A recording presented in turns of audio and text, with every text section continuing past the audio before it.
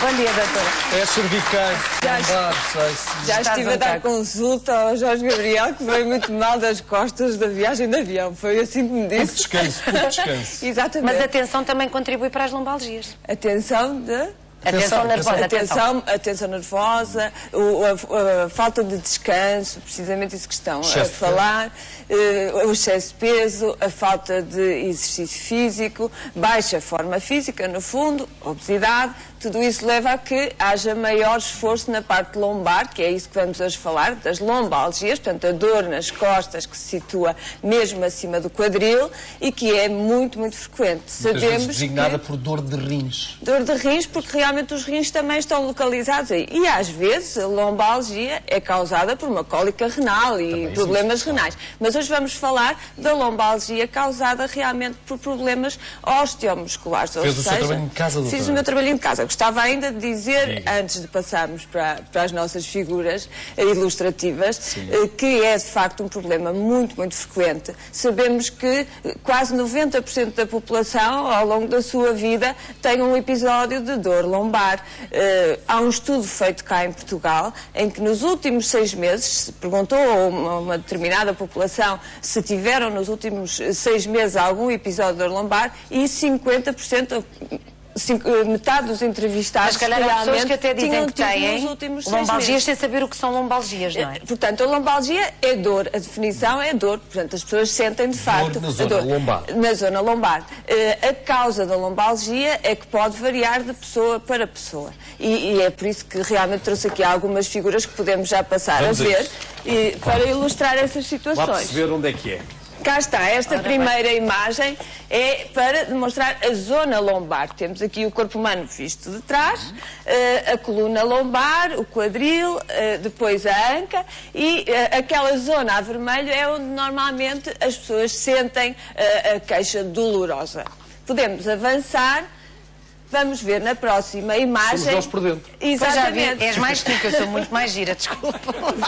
Estás em cor de rosa. Esta é uma imagem vista por dentro das nossas costas, vistas por dentro. E para mostrar que naquela região passam inúmeras estruturas musculares, nervosas, tendões, ossos, não é, das vértebras. Claro. Portanto, qualquer uma destas estruturas pode estar afetada e causar a dor lombar que as pessoas, para além dos rins, que estarão por dentro. Mas eu já retirei essa parte porque vamos realmente debruçar. Pronto, já tirou os rins, que é para não haver dúvida.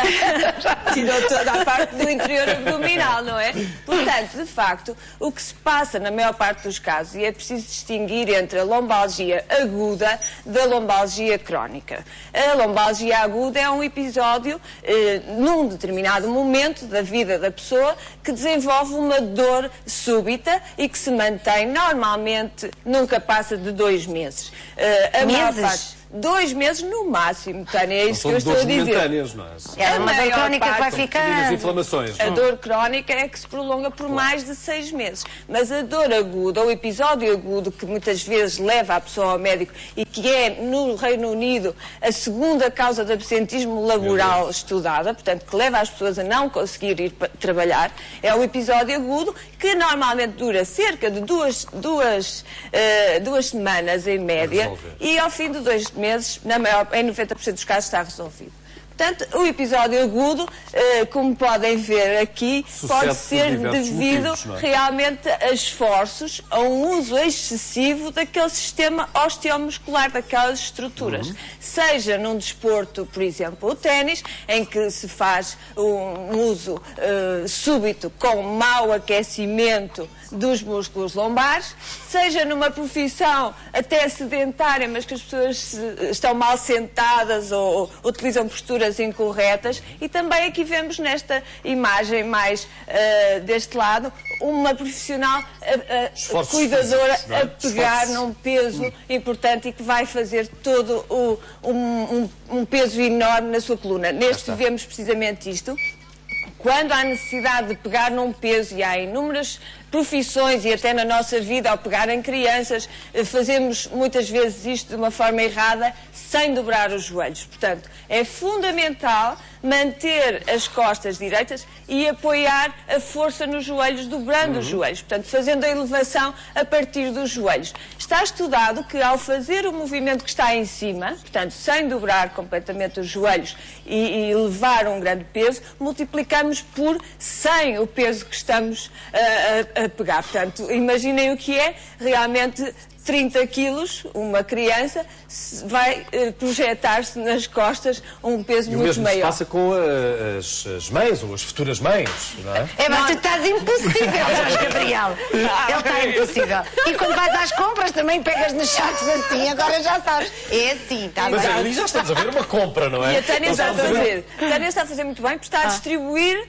pelos dois braços, portanto, para além de se baixar, de se pegar nas compras, portanto, não sobrecarregar só um braço, para não fazer também uma também postura. Com os bebés, muitas vezes as mães só pegam o bebé por um braço e depois pegam a chupeta no outro, não é? Tudo é isso incrível, vai levar... vão para a Madeira com as malas assim, enfim.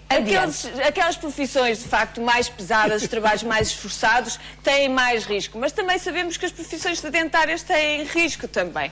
As pessoas se sentarem mal, os pezinhos no ar, não haver um apoio lombar na cadeira. Portanto, convém estar sentado com os pés bem apoiados no chão. E sem a perna pesada em tempo exatamente. Excessivo, não é? E também convém levantar e andar um pouco, não estar tantas horas sentadas. Portanto, em termos de posturas, era muito importante fazer esta chamada de atenção, porque isto é um fator de risco mesmo demonstrado. Claro que depois as situações crónicas, numa coluna que vemos do lado esquerdo, uma coluna completamente saudável, do lado direito já temos aqui uma imagem que eu já trouxe da outra vez quando falámos das artroses, e vemos que as raízes nervosas, portanto, são estes amarelos que estão aqui, que são os nervos que saem da coluna e que passam para as pernas, vão ser completamente pressionados, irritados, vão estar sujeitos a forças que causam uma dor crónica. E na pior das hipóteses, vemos que estes elos que estão entre os ossinhos das vértebras... Designamos por esponjinhas, não é? Que as esponjinhas, pode ser. Essas as esponjinhas intervertebrais fazem hérnias, ou seja, deslocam-se para fora do seu elo e vão ainda fazer mais pressão sobre as raízes nervosas que saem da coluna e provocam, e podemos ver na próxima imagem, uma situação chamada dor ciática, que é muito comum nas situações mais graves de hérnia discal. Portanto, este nervo amarelo grande que vem na parte posterior da coxa é o nervo ciático, que nasce precisamente a nível da coluna lombar. Tem maior incidência de género? Não, afeta tanto homens como mulheres, isso está estudado. Com a idade a aumentar é que afeta mais as pessoas mais velhas. Vemos que este nervo vem até ao pé, portanto esta raiz nervosa inerva todo o membro inferior, e quando há um atingimento grave desta raiz nervosa a nível da coluna, as pessoas vão sentir dor na perna toda, pela face posterior da perna, indo até ao pé, às vezes têm claudicação, ou seja, caminham com déficit neurológico, e isso é já uma situação mais avançada e mais grave, que não é a mais frequente. Mas há uma carga genética forte nestes casos? Pode haver até da constituição física da pessoa, as pessoas muito altas, as pessoas muito fortes, tudo isso também é genético, não é? E contribui para o aparecimento das situações. Gostava de deixar algumas mensagens em termos de... Já mostrou tudo? Já vimos as imagens, podemos sentar. Muito obrigada. Algumas mensagens importantes em termos de...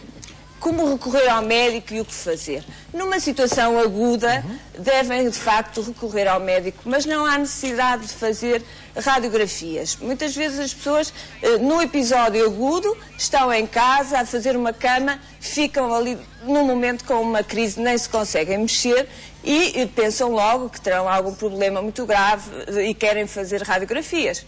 Não se deve fazer uma radiografia logo nesse momento.